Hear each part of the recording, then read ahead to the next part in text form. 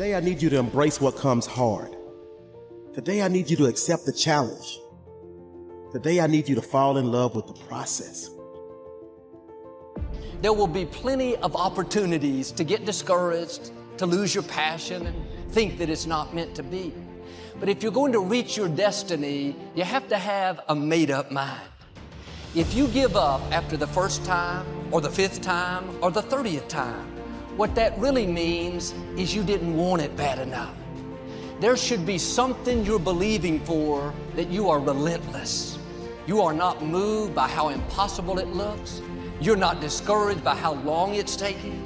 You don't give up because people told you no.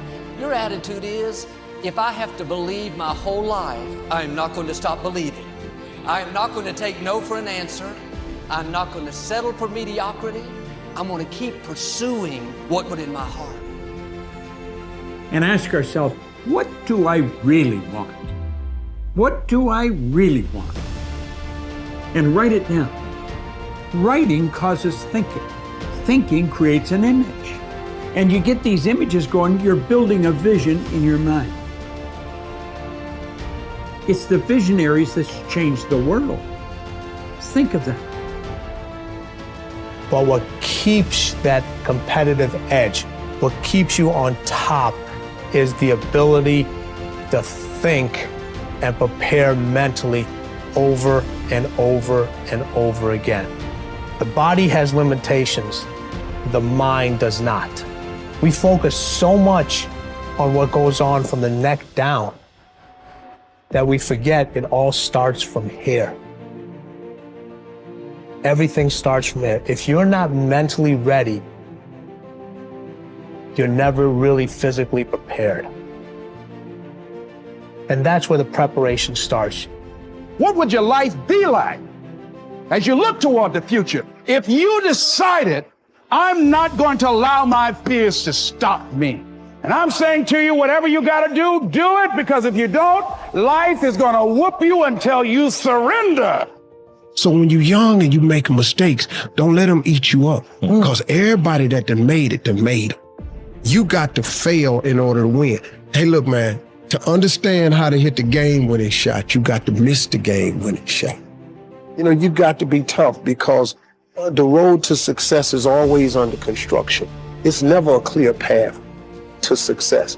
The people who become successful are the people who have a relentless attitude. And you just got to hang in there through the bad breaks, because the bad breaks is coming, but they usually come right before the big break is about to happen. You get a series of bad breaks and it stumbles up a lot of people. My life and my success is to say to anyone, you can stumble, you can fall, you can get back up again.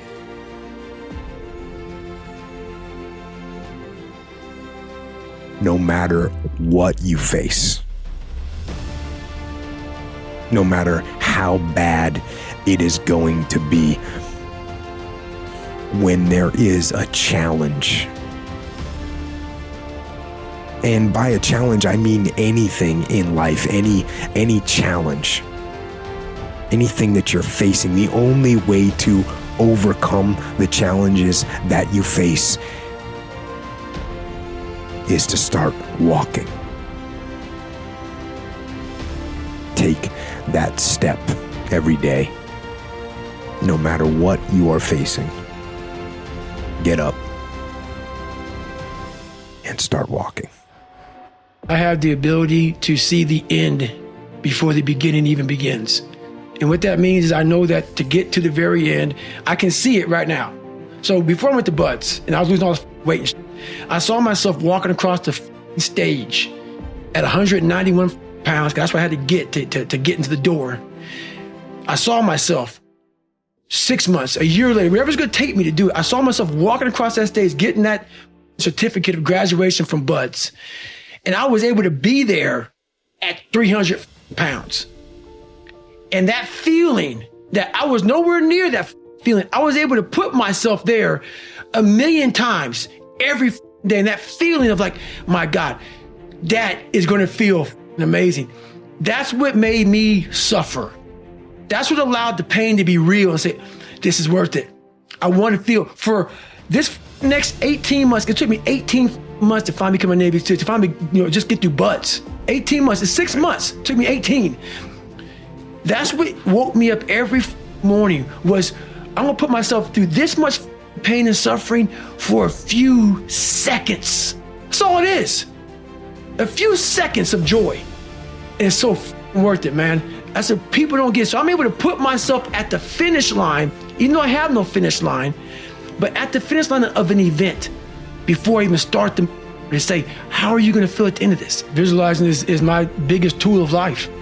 That's why I've been able to put myself in cold water, put myself in a 100-mile race millions of times before I've done it. And I'm able to go through the race and see how I'm gonna feel at mile 50.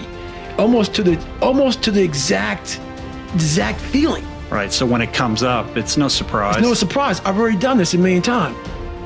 I recommended the last time I was here, the little book, Richest Man in Babylon, and I said I've pledged it now to over 3 million people. Guess how many have actually gone and got this little book? Answer, very few. My best guess is 10%. Such an easy thing to do. This little book, number one, is easy to find. Number two, it's easy to buy. The most you can pay for it, $6, $7, $8. You can borrow that from your kids. But if it's easy to find and easy to buy, and if it's easy to read, why wouldn't everybody go get it? We don't know. I don't know. Nobody knows. Here's how profound it is. Some do and some don't. Now here's the numbers. About 10% do. We don't know the mystery of that. And I'm telling you, 10 years from now, those numbers will still be the same. The numbers don't change. Only the faces change. I used to belong to the 90% who couldn't be bothered even if it was easy. How many people have a library card? Answer, 3%. 97% couldn't be bothered. Guy specializes in happy hour, but he doesn't have a card. And now readily and quickly blames the government and blames his company and blames the pay scale. Here's my advice to you today. Walk away from the 97%. Don't talk like they talk. Don't go where they go. Don't act like they act. Don't specialize in what they specialize in. Throw away the blame list they cling to. You got to be consciously conscious today because your environment can hypnotize, mesmerize, and paralyze you.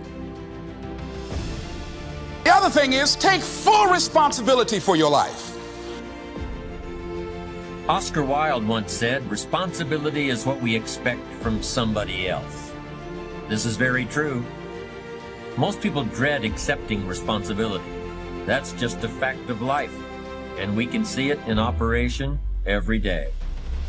We can see ourselves getting hot under the collar when the dentist keeps us waiting, and we're sitting there reading old magazines when our appointment was 30 minutes ago. And we don't stop to think that we forgot to mail in this month's mortgage payment. We can see ourselves growing angrier and angrier because a business contact is supposed to call at noon, and here it is almost 2 o'clock, and the phone still refuses to ring. But we don't stop to think about the calls we ourselves have forgotten to return while we've been so busy fuming. We can see ourselves writing an angry letter to the airline because a flight was delayed, but we don't write an angry letter to ourselves when we're late for something, even though that might not be a bad idea at all. Yes, we can see avoidance of responsibility all the time in both our personal and professional lives. And here's something else we can see just as often. We can see that most people aren't as successful as they wish they were. Do you see there's a connection between these two very common phenomena? I certainly do, and by the end of this session, I hope you'll agree with me. I hope you'll understand that it's in your best interests to take responsibility for everything you do